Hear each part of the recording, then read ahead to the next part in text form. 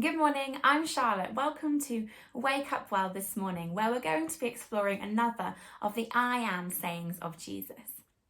But first, let me ask you, if you had to describe your home in just a few words, I wonder what words would you choose?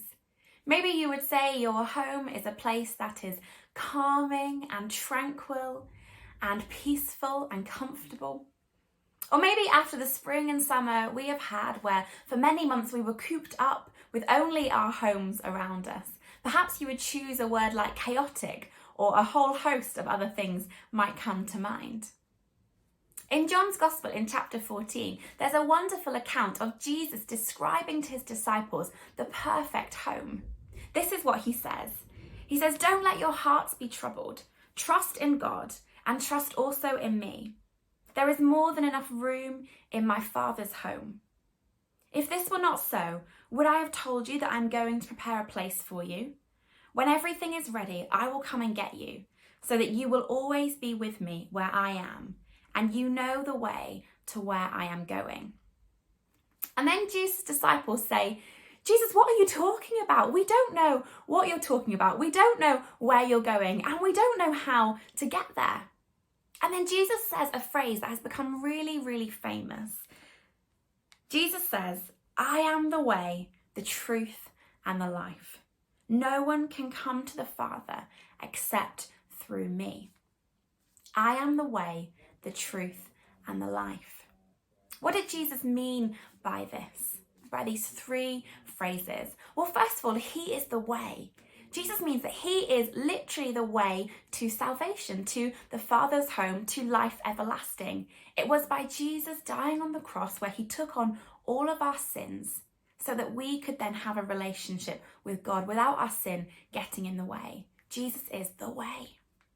Jesus is the truth, which means that he is God, real on earth, and everything he spoke was true, were words from God the Father for us. And Jesus is life. Jesus is life now. He can transform us and refresh us. But Jesus is also life everlasting as well. The way, the truth, and the life.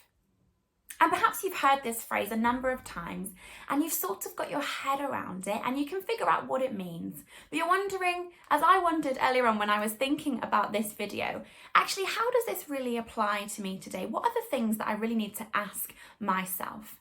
And I came up with 3 questions that I just want to pose to you as well. And so the first is this: what are you following? Because Jesus says that I am the way. But so often we can look in other places for direction and for guidance, and we can be led by many other different things. And so what or who are you following?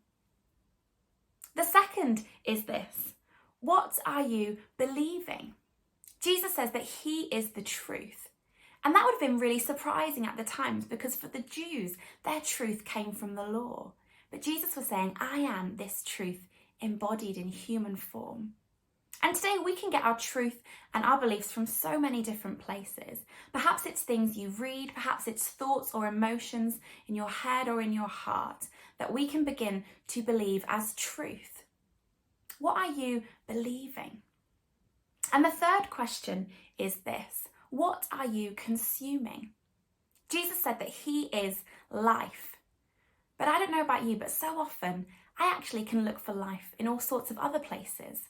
I look for refreshment and I look for things to feed me and to pick me up. And I don't always look at Jesus. And so Jesus says, I am the way, the truth, and the life. But my questions for you this morning are, first of all, what or who are you following? What are you believing? And what are you consuming? And maybe there are one or more of those areas in which you need to replace those things with Jesus, who is, as he says he is, the way, the truth, and the life.